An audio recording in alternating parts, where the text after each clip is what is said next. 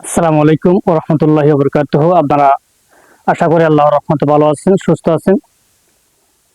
আমি আজকে গুরুত্বপূর্ণ কিছু আলোচনা নিয়ে হাজির হলাম আপনাদের সামনে।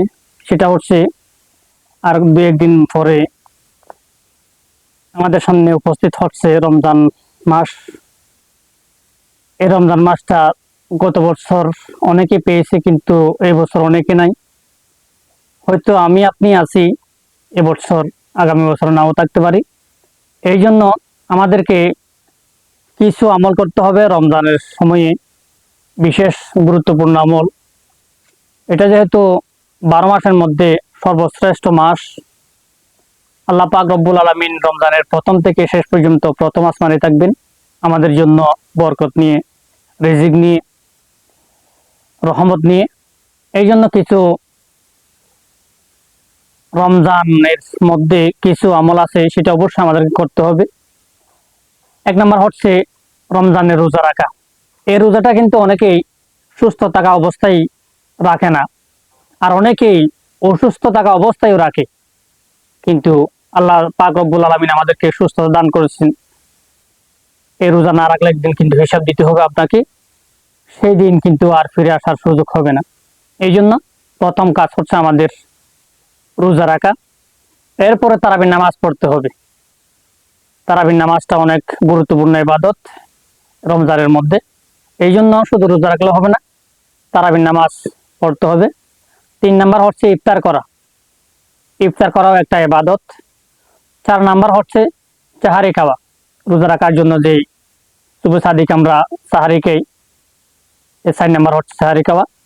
5 নাম্বার হচ্ছে কোরআন তেলাওয়াত করা। বেশি বেশি কোরআন তেলাওয়াত করতে হবে অন্য মাসের চাইতে, কারণ অনেক ফজিলত, অনেক সওয়াব।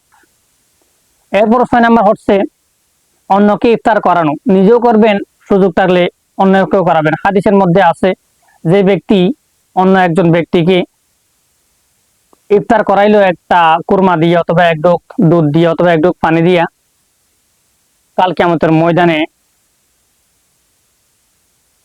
তাকে পুরস্কার করা হবে, পুরস্কৃত করা হবে, তার সগীরা গুনাহ মাফ করে দেওয়া হবে। এবং রমজানের রোজা রাখার মধ্য দিয়ে যে সওয়াব অর্জন করে মানুষ, সেই সওয়াবগুলা ওই ব্যক্তির আমলনামায় লিপিবদ্ধ করে দিবেন, যেই ব্যক্তি ইফতার করাইলো। আর সেদিক দিয়ে যাকে ইফতার করাইছেন তার সওয়াব কিন্তু কমে যাবে না। এই জন্য অন্যকে ইফতার করানো একটা গুরুত্বপূর্ণ ইবাদত রমজান শরীফের মধ্যে। এরপরে 7 নাম্বার হচ্ছে সকল ধরনের খারাপ কাজ, অন্যায় কাজ, অশ্লীলতা থেকে আমাদেরকে বিরত থাকতে হবে। অনেক মানুষ স্বাভাবিক যেভাবে আচরণ করে, অন্যায় অবিচার করে, প্রত্যেক মাসে সেভাবেও থেকে যায়। শয়তান কিন্তু বেঁধে রাখা হয়, বড় ইবলিস শয়তান যিনি, সেটা কিন্তু এই যে রমজান শরীফের মধ্যে, রমজান মাসের মধ্যে বেঁধে রাখা হয়। তারপরও অনেক মানুষ দুষ্টামিতে থাকে, তারপরও তারা নিজেরা কিন্তু শয়তান হয়ে যায়। একদিন হিসাবের কাতার দাঁড়াতে হবে, হিসাব দিতে হবে, আমরা যদি এই রমজান শরীফটা গুরুত্বের সহকারে যদি আমরা না কাটাই। এরপরে 8 নাম্বার হচ্ছে দান সদকা করা। দান সদকা করতে হবে। আর 9 নাম্বার হচ্ছে যাকাত দেওয়া। 10 নাম্বার হচ্ছে লাস্টের বেজুরাতে সবে কদর, লাইলাতুল কদর তালাশ করা। এরপরে ইতিকাফ করা। 11 নাম্বার হচ্ছে ইতিকাফ করা। এগুলো হচ্ছে রমজানের, যারা একেবারে পারবেন না, আরো অনেক আছে আমল। এই এখন থেকে কিন্তু আমি রমজান শরীফের সারা মাসের গুরুত্বপূর্ণ মাসালা মাসাইল আমার এই আইডিতে দেব।